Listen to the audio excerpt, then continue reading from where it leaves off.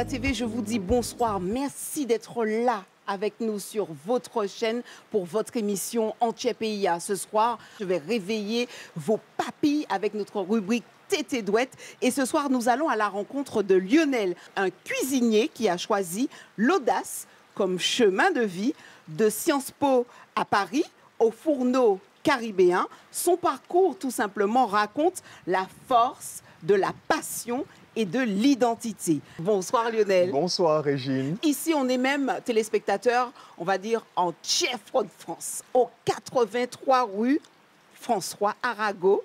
Qui es-tu avec cet accent? En fait, l'accent, je ne l'entends pas. Je pense que c'est vous seulement qui l'entendez. Ça va, oui. Et du coup, je suis ici depuis 4 ans maintenant en Martinique. Ouais. Avant ça, j'étais à Paris, mais de base, je suis guadeloupéen, born and raised. C'est vraiment, je suis né là-bas, j'ai grandi jusqu'à mes 18-19 ans après le baccalauréat.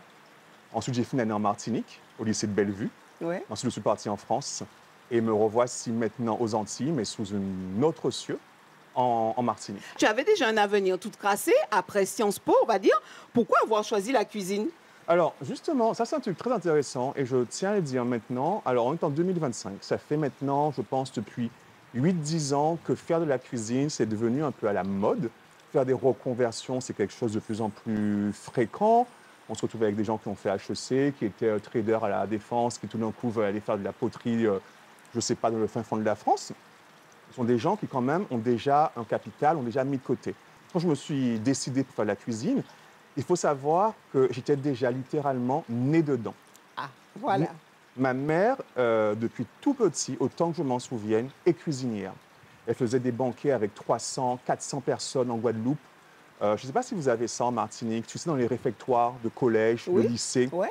Et c'est un truc, moi, je suis vraiment né dans les casseroles et dans les jupons de ma mère aussi. C'est-à-dire que j'étais là quand elle cuisinait, quand elle préparait, quand elle faisait la vaisselle. Et depuis tout petit, j'aime ça. C'est ma mère et ma grand-mère, je sais que ça fait très cliché, qui m'ont vraiment insufflé ce goût pour la cuisine. Et du coup, j'ai grandi avec ça. Et ensuite, j'arrive au lycée. Je suis ce qu'on appelle un bon élève, avec de bonnes notes. Et je dis à mes professeurs arrivés au lycée, moi, je vais aller au lycée hôtelier du Gosier. Je vais faire de la cuisine. Et là, on m'a regardé avec des yeux, mais complètement ahuris, en me disant, mais ça va pas. Jamais de la vie, vous n'allez faire en médecine manuelle. Vous allez faire des études généralistes. D'ailleurs, vous allez prendre une voie un peu élitiste. Vous allez préparer Sciences Po, parce qu'il est hors de question que vous fassiez de la cuisine. Et du coup, je me suis dirigé, parce qu'on m'a montré cette voie, vers les études généralistes. J'ai fait une prépa en Martinique, ensuite un peu d'études à l'université. J'ai préparé Sciences Po. Dans un premier temps, j'ai eu Sciences Po Rennes. Ensuite, j'ai repréparé Paris, parce que depuis le départ, on m'a dit « c'est Paris que tu dois faire ». Donc, je dis « moi, je fais Paris ». Donc, elle fait Paris. Je vais faire Paris et je finis par rentrer à Paris.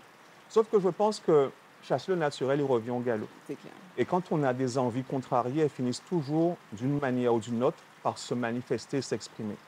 Et au bout d'un moment, du coup, j'essaie, je fais Sciences Po, je fais mon master. Je finis par commencer à travailler un petit peu dans l'administratif et je m'ennuie comme un rat mort. Ben oui, tu m'étonnes. Je suis là devant un bureau, tu es en train de passer ta journée assis sur une chaise, devant un écran d'ordinateur. Il n'y a pas d'adrénaline, il n'y a rien. Il n'y a pas d'adrénaline, il n'y a rien du tout. Tu n'exprimes rien de toi, en fait. Exactement. Et ça, ce n'était pas pour toi. Ce n'était pas pour moi. Il y a une double frustration. La première frustration, c'est je suis dans ce travail-là que je n'aime pas.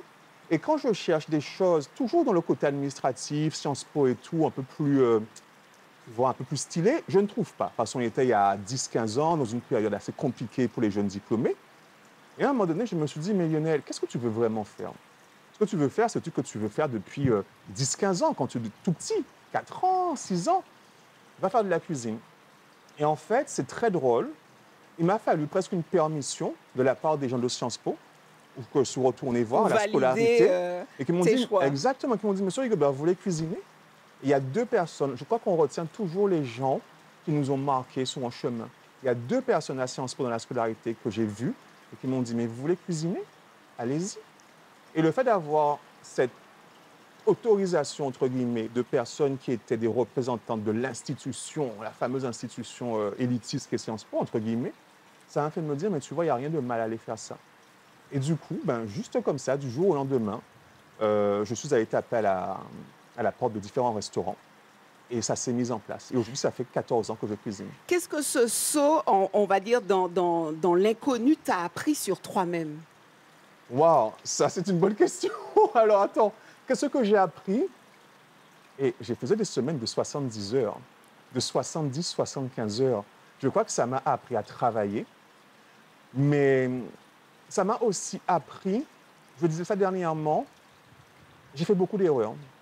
J'ai fait beaucoup de conneries, beaucoup de choses qu'il ne fallait pas faire en cuisine. Euh, Si tu me permets l'expression, sans être vulgaire, j'ai merdé à de multiples reprises. Et à chaque fois que j'ai merdé, ça m'a enrichi, ça Ouais. m'a renforcé dans ma façon de travailler. Quand je suis arrivé en cuisine à Paris, mais j'ai fait tellement de choses, des trucs de la mauvaise organisation, du stress mal géré, des choses ratées. Et à chaque fois, et comme je te l'ai dit tout à l'heure, j'ai eu toujours autour de moi des gens qui, à chaque fois, m'ont dit: Hé, ne t'inquiète pas, Ouais. tu as merdé, on Tu va vas réparer apprendre de ça. ces Tu vas erreurs. apprendre de ces erreurs. Et c'est ça le truc que j'ai le plus appris. J'ai appris de mes erreurs. Et j'ai surtout appris qu'il faut faire des Mais erreurs. oui, ouais. Il faut faire des erreurs Il pour faut se avancer. planter. Il faut se planter. Merci, ça c'est mieux. Il faut se planter. Et je me suis planté un nombre incalculable de fois. Et c'est ça qui aujourd'hui m'amène là, dans ce restaurant aujourd'hui à Kingston, en sachant ce qu'il ne faut pas faire pour que les choses fonctionnent. Donc pour répondre à ta question, je me suis planté.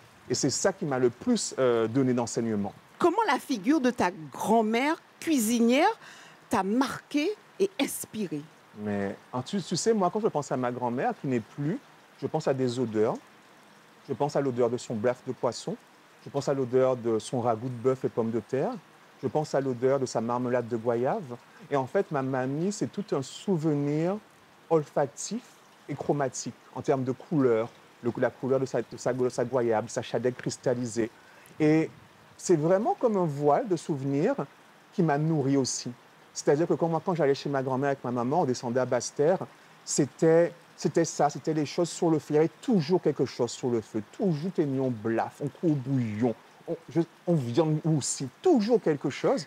Et je pense que c'est ça, en fait, qui te nourrit, ça te porte un peu par le nez et tu te dis: waouh, j'ai envie de faire ça moi aussi. Et rendons à César ce qui était à César. Il y avait la mamie, mais il y avait et il y a toujours la La maman. maman. Et ça, messieurs, Aïe, on ne aïe, peut aïe. pas ne pas parler de la maman. La maman, enfin, franchement, pour moi, c'est une cuisinière hors pair. Tu me diras que tous les fils et toutes les filles Mais c'est disent ce que ça. j'allais te dire parce que ma maman aussi. Mais, tu vois, je suis subjectif. Parce qu'il y a des choses qu'elle fait, il y a deux, trois choses qu'elle fait, je fais ouais. Tu Ouais. vois, ouais. Ouais. Tu vois. Mais de façon générale, son migan, son courbouillon. Et voilà, enfin, c'est elle qui m'a appris à cuisiner. On va parler du retour aux racines parce Ouais. que tu aurais pu effectivement exceller, mais toujours là-bas. Tu as quand même tenu à quitter Paris et à revenir vers la Caraïbe. Son retour aux sources, pardon, pour moi, il est primordial. Ici, je raconte mon histoire, je raconte une histoire et je ne raconte pas des histoires. Cette histoire, c'est vraiment l'histoire d'un retour aux sources qui se fait sentir à un moment donné par une forme d'épuisement et de nécessité. Moi, j'ai cuisiné plus de 8 ans à Paris. J'ai été encadré par des chefs pleins de bienveillance, mais à chaque fois, c'était des chefs soit européens, j'ai eu un chef danois, j'ai eu un chef anglais, j'ai eu un chef néo-zélandais, j'ai eu un autre chef, j'ai eu un chef australien. Et tous ces gens viennent avec leur culture. Au bout d'un moment, au bout de 8 ans à Paris, je le dis souvent, j'étais plus familier avec des produits tels que le salsifis, le saumon, le panais.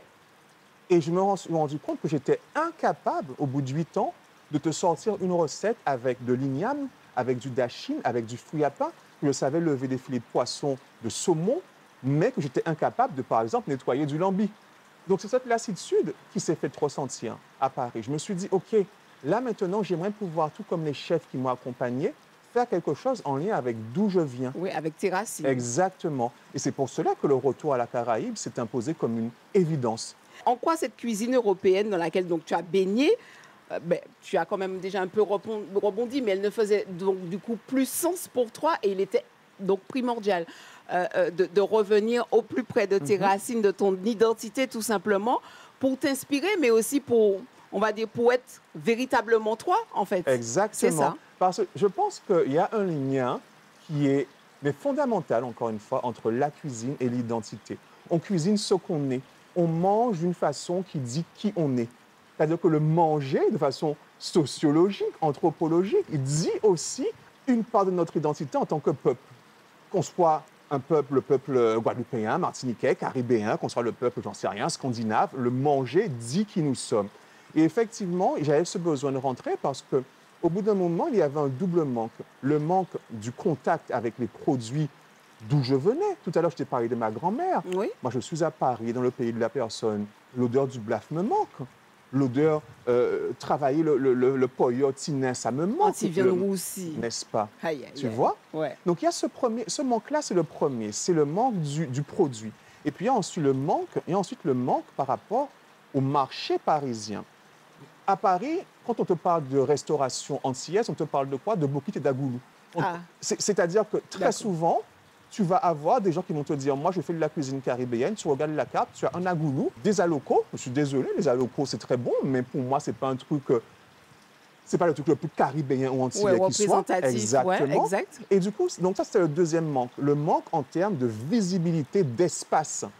Et il me fallait rentrer pour remanger ça et aussi me refamiliariser avec ces produits-là. Depuis pratiquement 13 ans, c'est ça maintenant, tu explores tout simplement la cuisine caribéenne, mais en fait, non pas comme une simple assiette, on va dire ça comme ça, mais comme un langage en fait qui relie nos îles Oui.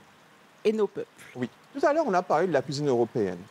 Je pense que moi, je viens d'une génération qui, comme celle d'avant, et même aussi celle de nos parents aujourd'hui, dans une certaine mesure, on a voyagé. Je vais essayer d'être concis et clair. Moi, quand je parle de Kingston, je parle d'une cuisine d'inspiration caribéenne. Tu ne viendras pas à Kingston pour manger le tsinela mori traditionnel de ta grand-mère. Ce ne sera pas ici. Va au marché couvert. Il n'y a pas de souci, je ne sais pas de façon péjorative. Complètement. C'est de la cuisine d'inspiration caribéenne parce que je ne peux pas non plus mettre de côté le fait que j'ai travaillé pendant plus de 8 ans avec des cuisines méditerranéennes, des cuisines d'inspiration asiatiques, et je ne peux pas jeter ce bagage-là à la mer et me dire, OK, je ne fais que du caribéen, ça va être tsinena mori, migan de fruits à pain et basta. On se constitue des différentes strates, des différentes étapes qu'on a eues dans sa vie. Oui, complètement. Sinon, ça a été des années... Exactement, voilà. pour rien. Pour rien. Donc aujourd'hui, à Kingston, ce que je fais, c'est que je ramène ce que j'ai eu à Paris et je le mets dans l'assiette avec ce terroir caribéen. Et tu as parlé de faire un lien entre les îles. Moi, mon ambition, c'est de me dire, OK, maintenant, Lionel, tu es rentré. Qu'est-ce que tu as comme produit? Dans quel environnement culturel es-tu? Quelles sont les recettes de la Caraïbe? En fait, qu'est-ce qui relie nos îles dans l'assiette? Exactement, c'est exactement ça. Quel est ce fil rouge identitaire? Et au départ, mon observation, ça avait été pour... Mais regarde, on est dans la Caraïbe. Tu vas retrouver des pays d'Amérique latine où on va manger des plats qui ressemblent tellement aux nôtres. Tu vas retrouver des endroits de la Caraïbe anglophone, hispanophone, où on mange des plats similaires, des produits similaires. Ça veut bien dire qu'il y a un fil rouge. Et ce fil rouge, on le connaît. Il y a l'histoire de la colonisation, bien sûr. Mais la colonisation, ce n'est pas le début de l'histoire de ces régions. Comment tu arrives à trouver ton propre équilibre entre l'indianité amérindien, mais aussi européenne, africaine, etc. Ça c'est génial parce que la Caraïbe, c'est un creuset multiculturel incroyable. Là, en ce moment, on fait un brunch autour de Trinidad. Trinidad, par exemple, c'est typiquement une île où tu te dis, mais waouh, on va retrouver de la cuisine chinoise, de la cuisine indienne, de la cuisine européenne avec la présence anglaise, de la cuisine un peu portugaise aussi. Et au final, ce n'est pas que Trinidad, c'est toute la Caraïbe qui est comme ça. Donc, on a un terrain de jeu incroyable. Pour moi, cet espace caribéen culinaire, c'est un terrain de jeu. On peut prendre tout ce qu'on veut, faire ce qu'on veut avec, et ça restera toujours, d'une certaine façon, avec un pied dans la Caraïbe. Parce que la Caraïbe, c'est nous, ouais, mais c'est aussi une ouverture incroyable sur l'ailleurs. Si tu devais résumer en un plat, c'est difficile quand même, hein, en un plat ton identité culinaire, lequel serait-ce? Je vais prendre un plat qui revient souvent, qui est très facile, mais très bon. Ouais. C'est les gnocchis de fruits à pain. Gnocchis de fruits à pain. Les gnocchis de fruits à pain, là, tu sais quoi, je n'ai même pas eu à réfléchir. Parce que le gnocchi de fruits à pain, je le fais avec plusieurs recettes. Par exemple, j'ai une recette de migan revisité, entre guillemets, façon gnocchi. Et pourquoi ça représente ma cuisine? Parce que le gnocchi, en général, je pense gnocchi, je pense Italie. Ouais.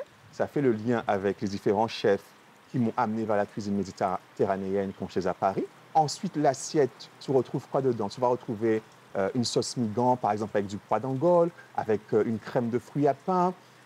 Souvent, je travaille avec des gombo frits. Et du coup, je parlais de terrain de jeu. Voilà typiquement une recette qui est une illustration de cette façon de s'amuser avec ce qu'on a comme terroir comme ingrédient et comme recette. Alors, les personnes qui franchissent justement la porte de ton établissement à la rue François Arago, au 83 téléspectateurs, tu aimerais qu'ils retiennent quoi de ton travail? Alors, moi, il y a un truc que je dis souvent, quelque chose que je dis souvent, je le répète ici encore. La cuisine que je fais, je la veux simple, je l'espère bonne. Et quand les gens viennent ici, je veux qu'ils se disent « j'ai bien mangé ». Ma réponse est simple, c'est tout. Tu vois, c'est pas, je veux pas qu'ils se disent « waouh, je suis tombé de ma chaise, le truc était waouh, le type m'a mis une feuille de ceci, un zeste de combat, waouh, machin, machin ». Non, juste « ah ouais, J'ai bien mangé ». Juste ça, j'ai bien mangé. Et si, en supplément, ils arrivent à se dire « ça m'a rappelé telle et telle chose de mon enfance », là, je suis plus que content. Alors, tu vas même plus loin, on va dire, au-delà des plats, mais j'ai envie de parler de ce lieu aussi, qui est juste magnifique, Merci. en plein Fort-de-France, en plein centre-ville. On a l'impression déjà d'être ailleurs, mais en même temps, on est à la maison. On est Wow. d'accord? Ben, je suis super content de ce que tu me dis parce Ouais. que c'est vraiment un esprit qu'on a voulu mettre dans ce lieu. Alors, je ne sais pas si je peux donner quelques noms. Je Très t'en bien. prie. Alors, c'est un lieu, je le dis parce que je suis très reconnaissant. Franchement, tout ce projet, on a eu plein de gens qui nous ont accompagnés. Et permets-moi de prendre quelques secondes pour vraiment être dans la gratitude et dire merci aux gens. Alors, j'ai dit merci à ma maman, j'ai peut-être aux Oscars. J'ai dit merci à ma maman, mais je tenais aussi vraiment à dire merci à toutes les personnes, notamment les clientes et les clients qui, depuis le début de cette aventure, on n'a que 7 mois, sont venus. Et pour eux, j'ai une très grande gratitude parce que je le dis très souvent, ce lieu est encore en construction. Donc, les premières personnes à qui j'ai envie de dire merci, c'est les clientes et les clients. Merci pour leur patience quand il y a eu des loupés, quand il y a eu de l'attente. Merci de venir et de revenir et de faire vivre ce lieu. Pour en revenir au lieu en lui-même, on a travaillé avec un duo d'architectes, un couple d'architectes au cabinet Habité, Ouais. qui se trouve désormais rue Victor Hugo. Donc, c'est un couple vraiment passionné par tout ce qui est architecture caribéenne. Ouais. Et ce sont eux qui ont travaillé à créer cet espace avec une véritable âme caribéenne. Et ensuite, il y a eu plusieurs artisans, hommes et femmes, qui sont venus mettre des touches, des détails. Je pense par exemple à Elsa Zingilé, qui a travaillé avec moi sur le tissu qui vient habiller les banquettes, les coussins, et qui crée cette identité visuelle dans le lieu. Parce que pour moi, c'est les détails qui font tout. Ah oui, C'est les détails qui font tout. C'est pas juste, je suis un ennemi du Ibon Konsa. Et sur ce lieu qui n'est toujours pas fini, on va continuer à travailler dessus. On essaie vraiment d'aller dans les détails. Et ça, c'était très important pour moi. tu as des rêves, bien sûr. Bien sûr. On Tout le voit monde ça. a des rêves. Mais ce sont les rêves qui nous animent, hein, Mais n'est-ce le pas? jour et la pluie, c'est Ah pas de se ben, lever. D'accord? je suis tellement d'accord avec toi. Donc, tu as des rêves, tu as des projets Oui. que tu aimerais encore réaliser à travers cette cuisine? Bien sûr, j'en ai plein. J'en ai plein. Alors, Tu vas pas tout dévoiler. spoiler, Oui, mais vois? tu vas pas tout Je vais pas tout dévoiler. dévoiler, mais je t'en donne 2. Ouais. La première chose, c'est bien évidemment continuer sur ce lieu. J'aimerais, par exemple, que d'ici octobre, fin octobre, on puisse ouvrir le soir. C'est un projet sur lequel on travaille. Proposer une offre du soir avec des grillades, des tapas et un bar. Donc, voici pour le lieu, le petit côté promotionnel. Ouais. Et puis surtout, Kingston, pour moi, c'est pas seulement un restaurant. C'est pas seulement un restaurant. J'ai aussi un projet de documentaire sur lequel j'aimerais beaucoup travailler et réaliser, enfin mettre en œuvre plutôt, de documentaires sur exactement ce dont on parle actuellement, sur le fil rouge alimentaire et identitaire qu'il y a dans la Caraïbe autour de la cuisine. Et ça, c'est un petit de mes projets qui est dans les cartons. Et Kingston, le restaurant, c'est juste le début du projet. Justement, ça me permet de rebondir. Kingston.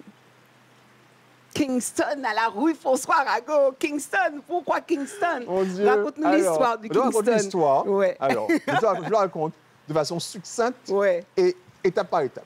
Quand j'étais à Paris, et quand j'étais en Europe, on va dire, quand je voyageais dans différents pays d'Europe, lorsque je parlais de la Guadeloupe ou de la Martinique, personne ne savait mettre ça sur une carte. Je disais ça, à part bien sûr les Français. Mais Ouais. tu vas en Angleterre, tu vas, je sais pas, moi, en Suède, machin, tu leur dis ça. Pour moi, pas connaître Guadeloupe. Martinique, c'est où ça? Antilles-française, je ne connais pas. Donc, pour leur permettre de se repérer, je leur disais, mais oui, vous savez, Kingston, en Jamaïque. Et là, tout de suite, la Ouais. Jamaïque, ça parlait, parce que Ouais. la Jamaïque rayonne. Ouais. Je leur disais Jamaïque, ils savent mettre sur une carte. Donc, du coup, le référentiel en Europe pour me permettre de se faire situer la Caraïbe francophone, notamment, c'était Kingston pour moi. Je disais, yes, you know, Kingston. Kingston. Ah, super, on connaît. Sauf que mon restaurant, ce n'est pas un restaurant jamaïcain.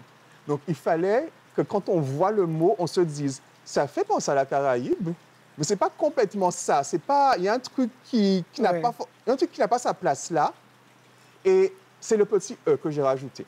Et ce E, cette chose qui n'a pas sa place, mais qui pourtant fait que ça fonctionne, parce que tu dis Kingston, comme s'il n'y avait pas de E, eh bien, ce sont toutes les influences que je ramène dans l'assiette. Le E, c'est le petit truc en plus Ouais. qui n'a pas forcément sa place dans l'assiette, la touche méditerranéenne, la touche asiatique, mais qui fonctionne. Parce qu'on est tout ça. On est à la fois, certes, ancré dans ce que nous sommes, dans là où nous sommes, mais on est aussi ouvert sur l'ailleurs. Bon, on a déjà suffisamment parlé, j'ai envie de dire, Lionel. Ben oui, tu as réveillé nos papis, tu m'as fait voyager. Moi, j'ai envie d'aller tout simplement en cuisine. Et tu vas nous préparer quoi aujourd'hui? Eh ben, écoute, on en a parlé. Ouais. Nos pieds de fouille à part, en Hawaï. Aïe, aïe, aïe. Aïe, aïe, aïe, aïe, aïe, aïe, aïe. Travailler avec une sauce au giromont brûlé. On va retrouver dedans un petit peu de beurre, un peu de fromage, des petits légumes, des épinards. Et par-dessus, on mettra une petite ricotta à maison et des cacahuètes. Là, pour le coup, on est sur une pâte à gnocchi vegan, il n'y a pas d'œufs dedans. Je vais rajouter du fromage, mais je peux le faire sans fromage, pour quelque chose de 100% vegan. Là, on voulait du gourmand, donc on remet le fromage. Juste tout ça pour te dire que c'est aussi pour ça que ça va dorer un petit peu moins vite qu'avec du beurre. D'accord. Voilà. Ça va le faire quand même. Là, je rajoute ma petite brunoise de légumes. Très simple, hein? Carottes, oignons, piment. Il ne faut pas confondre relevé et épicé. Ouais. D'accord? Il faut savoir doser. Exactement, il faut savoir doser. Donc là, on est sur quelque chose de sympathique. Ça sent déjà bon. Je rajoute ma crème de giromont brûlée. Donc ça, on l'a faite au barbecue. Voilà. Et tu vois, là, comme je le disais, je ne suis pas sur une version complètement végane. Donc je rajoute mon fromage parce que, comme disait un de mes anciens collègues, le gras, c'est la vie. Donc voilà. Hop, Oh là là, mais ça paraît trop bon. on met un petit peu de fromage. On baisse un peu le On peut feu. refaire ça à la maison, hein? Tu es Mais d'accord? bien sûr, Tranquillement. mais bien sûr. Voilà, hop, un petit fromage. Petit fromage. Un petit peu d'eau encore pour l'émulsion. Et on va terminer avec un peu d'acidité. Donc moi, en général, je mets un petit jus de citron. On va goûter le sel, d'accord? Et ensuite, moi, ce que je fais, c'est que je viens faire, entre guillemets, comme dirait ma mère, mourir mes épinards dedans. D'accord? C'est pas beaucoup, hein, juste un peu d'épinards pays. Quelques feuilles. Quelques feuilles d'épinards, ok. Voilà. Je viens dresser. Ici, on a fait une petite ricotta à maison qu'on a fait infuser à la brisée. Je te mets un peu de citron sur des feuilles de mizuna. Alors, ce sont des feuilles de mizuna qui nous viennent du potager des Mornes. J'ai parlé de cacahuètes pour apporter un peu de croquant face au fondant des gnocchis. Des gnocchis. Et voilà. Donc, voici le deuxième plat. Donc, c'est un plat très simple. Et ça rentre dans ce que je te disais. Sur Kingston, moi, ce que j'essaie de faire, c'est de m'amuser. De m'amuser, de donner du plaisir aussi aux gens, avec tantôt des choses qui sont un petit peu plus créatives, entre guillemets, où on va se dire, OK, comment est-ce qu'on va retravailler une recette, comment est-ce qu'on va retravailler un produit. Et puis, il y a des fois où il faut être dans... il ne faut pas aller chercher de midi à 14 h. Donc là, ça, c'est une recette où on ne cherche pas de midi à 14 h. On fait simple et efficace. Tu as un riz et haricots noirs au lait de coco. Tu as des travers de porc qu'on a fait cuire à cuisson lente pendant 5 heures au barbecue, accompagné d'une petite sauce barbecue au sirop batterie de Marie-Galante, je précise, des petites bananes jaunes panées à la farine de manioc et un petit coleslaw avec du chou et de la papaye verte. Voilà. Et par-dessus, comme une sauce chien avec du chardon béni. Merci beaucoup C'est moi qui te pour ce remercie. merveilleux moment. Téléspectateurs, c'est ainsi que s'achève votre émission en Tchèpeia. Nous sommes en Chef de France pour notre tété douette de la semaine avec Lionel Rigobert. On se retrouve la semaine prochaine pour une nouvelle rubrique, un nouveau tété douette et c'est Zot qui capale.